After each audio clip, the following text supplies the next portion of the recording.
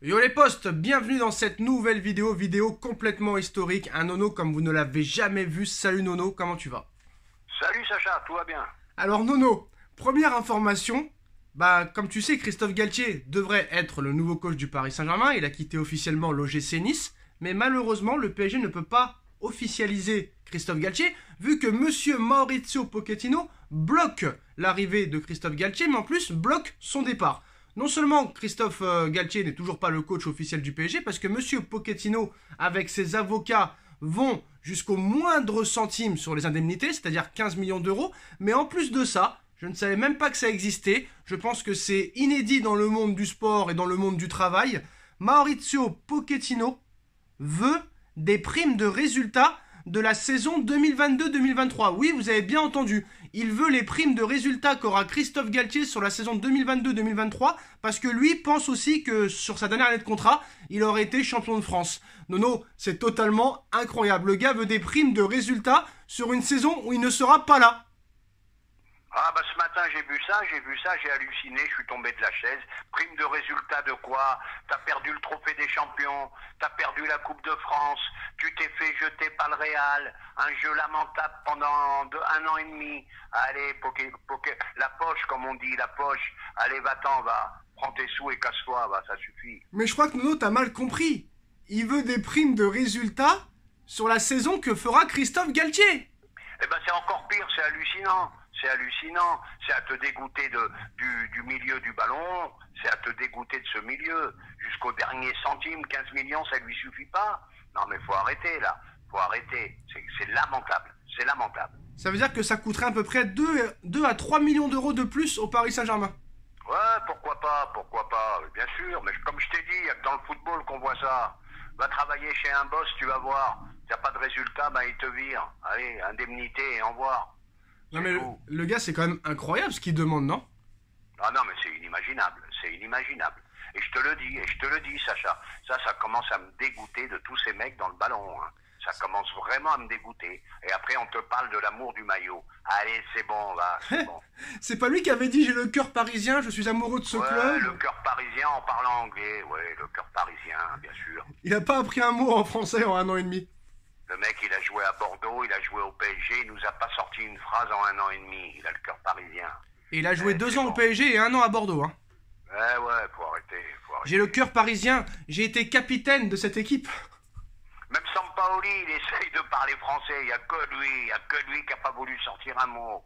Ce naze. Et en plus, ça nous coûte 15 bars pour changer d'entraîneur. Faut arrêter. Bon, tu me diras, c'est pas mon oseille, hein, mais quand même. Alors Nono, on va parler d'un autre joueur que tu aimes beaucoup, hein, qui parle vraiment très bien français. En 5 ans, il a appris un mot en français, bonjour. On va parler de Neymar Junior. Son père a parlé aujourd'hui en expliquant que si son fils partait, il fallait balancer 200 millions d'euros. Voilà, et ça continue. Alors Pochettino veut les primes de résultats sur cette année, et Neymar faut balancer 200 bâtons. Mais faut arrêter là. Là, ça devient débile, faut arrêter. Là, j'en peux plus. Là, je te dis franchement, j'en peux plus. Alors, le clan Neymar ne lâchera pas le moindre euro, et dans son édition du jour, le quotidien espagnol El País en dit un peu plus sur la situation de Neymar. On apprend notamment qu'en interne, on est conscient que le père du joueur, qui a une influence majeure, sont prêts à partir à une condition, toucher environ 200 millions d'euros correspondant au reste de son contrat à Paris, ce qui s'annonce quand même particulièrement difficile, Nono. Sois pas surpris, Sacha, ils ont des contrats en béton. C'est eux qui ont l'avantage.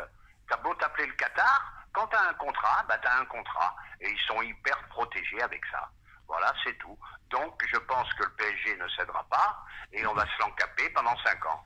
Alors, Voilà. du côté du PSG, on commence à penser qu'un prêt serait la solution la plus réaliste. Il faudrait donc trouver un club avec lequel partager les émoluments du joueur. Le média précise aussi que la direction du PSG a fait savoir à Neymar Senior que le salaire du joueur serait en partie pris en charge par le champion de France et qu'il serait versé via la fondation du joueur, l'Institut, là je sais pas quoi, Neymar Junior. Dans quel intérêt, Nono? Là, je vois pas. Là, je te dis honnêtement, là je comprends pas. En tout cas, le média ne l'indique pas, mais précise que cette société appartenant aux joueurs est comme par hasard sponsorisée par Qatar Airways, le nouveau sponsor du Paris Saint-Germain. Ah bah oui, mais lui, il a un contrat en béton armé. C'est plus du béton armé, il a un contrat de folie. Et moi, je t'annonce, ne rêvez pas. Il ne partira jamais. Le mec, il s'assiera jamais sur de telles sommes. Voilà. Alors quoi qu'il en soit, il sera bel et bien difficile de se débarrasser de Neymar cet été. En tout cas, on est parti pour un long feuilleton. Alors Nono, on va essayer de passer aux bonnes nouvelles. Le PSG veut accélérer dans le dossier Milan Skriniar et veut boucler le dossier cette semaine. De nouveaux contacts avec l'Inter de Milan auront lieu dans les prochaines heures. C'est un petit peu comme le dossier Hakimi l'année dernière. Paris avait pris de l'avance et comme par hasard, Chelsea est arrivé. Ce qui a fait monter les enchères. Bah là, l'Inter de Milan recommence de plus belle. Alors le montant du transfert devrait avoisiner les 70 millions d'euros. Pour moi, c'est une énorme douille parce que même si le joueur est très fort, à un an de la fin de son contrat, déjà à la base, il ne vaut pas 70 millions d'euros, mais surtout à un an de la fin de son contrat, encore moins 70 millions d'euros. Là, on se fait encore douiller. J'espère que ce ne sera pas 70 millions d'euros. Ah bah moi je vais te dire, Sacha, fallait le faire très vite, Skriniar. Voilà, Chelsea est rentré dans la danse. Donc l'Inter de Milan va en profiter, les enchères vont monter, et après ce n'est plus du tout en rapport, même si c'est un bon joueur, ça y est, il faut arrêter. On arrive à des 70 millions pour un défenseur central, à un an de la fin de son contrat, il faut arrêter quand même tout ça. Il y a un moment, il faut dire oui ou il faut dire non. Il faut que le PSG tape du poing sur la table. Tu viens ou tu viens pas, point final. Alors Hugo Ekitike ne viendra pas au Paris Saint-Germain, il n'est pas dans la liste des cibles de Paris. La priorité en attaque a toujours été Gianluca Scamacca qui va devenir parisien début juillet, Nono. Le dossier Gianluca Scamacca, attaquant du Sassuolo, est quasiment bouclé pour une arrivée au Paris Saint-Germain en juillet. C'est le nouveau neuf. Il signera un contrat de 5 ans. Montant du transfert 35 millions d'euros plus 5 millions d'euros de bonus. Scamacca devrait être la première recrue parisienne et Vitinha et Skriniar devrait suivre Nono. L'arrivée de Gianluca Scamacca au Paris Saint-Germain, profil à la Vlahovic ou à la Erling Haaland, 1m95 qui pèse beaucoup sur les défenses, qui gagne beaucoup de duels aériens, qui n'est pas un serial buteur, mais qui pourrait le devenir avec une très grosse marge de progression. Ben oui, mais pourquoi pas? Mais quid de Icardi? Qu'est-ce qu'on fait d'Icardi? Voilà le problème. Voilà, Nono. Si c'est que pour empiler les joueurs, et le mec il joue une fois de temps en temps, je vois pas l'intérêt. Je pense pas qu'ils l'ont acheté 40 millions d'euros pour le mettre sur le banc, je pense pas. Hein. Ah ben on a bien acheté Icardi, 70 millions. Ouais, mais c'est pas pareil. Thomas Tuchel, il en voulait pas d'Icardi. C'est Leonardo qui lui a imposé, c'est pas pareil. Là, je pense que Galtier et Campos. Qu'est-ce qu'on fait d'Icardi? Mais non, mais je te parle d'abord de l'arrivée de Scamacca, Galtier et Campos. Oui, mais c'est pas mal. Mais non, laisse-moi finir, Nono. Galtier et Scamacca, ils sont quand même en contact depuis plusieurs semaines, t'es bien d'accord avec ça? Donc je pense quand même. Absolument d'accord. Donc c'est Campos qui le veut, je pense que Galtier a dit oui aussi. Bon, là-dessus, on est d'accord. Voilà. Mais tu m'as pas répondu. Qu'est-ce qu'on fait d'Icardi s'il part pas? Et bah Icardi, comme avec les autres, il va finir par partir. Voilà, c'est tout. Bon, ben on verra bien. Il va finir par partir ou sinon on le prêtera. Voilà, on le prêtera. D'ailleurs, Nono, il y a quand même un avis sur le joueur quand même. Est-ce que le mec peut exploser au Paris Saint-Germain?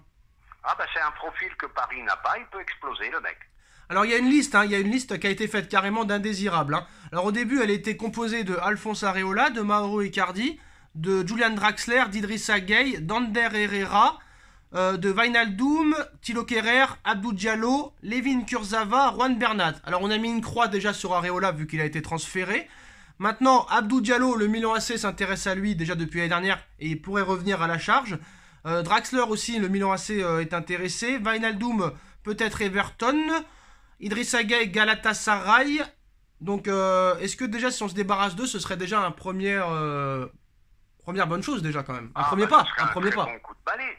Ça serait un très bon coup de balai. Mais moi, le problème, si tu veux, bon, je vais encore te contrarier. Moi, j'y crois pas trop. Ouais. C'est des mecs qui partiront que s'ils ont des salaires équivalents. Bon, déjà, Areola, il est parti déjà. C'est déjà bien. Eh ben, je pense que West Ham a dû mettre un paquet. Ils ont mis 10 millions d'euros. Voilà. Bah, c'est pas un paquet pour moi. Non, un paquet au niveau du salaire. En tout cas, sur la liste. Il a donné un très très gros salaire à mon avis. Sur la liste des 10 joueurs, t'es d'accord ou non? Ah ben bien sûr. Okay. On le sait, c'est les indésirables depuis. Même ton ami Juan Bernat, t'es d'accord, tu le mets dans la liste? Ah, ça me fait chier là parce que je l'aime beaucoup ce joueur. Malheureusement, depuis ses ligaments croisés, il a du mal à revenir. Mais c'est un regret. J'aimais beaucoup ce joueur, ce latéral. Sa blessure l'a vraiment tué. Ouais.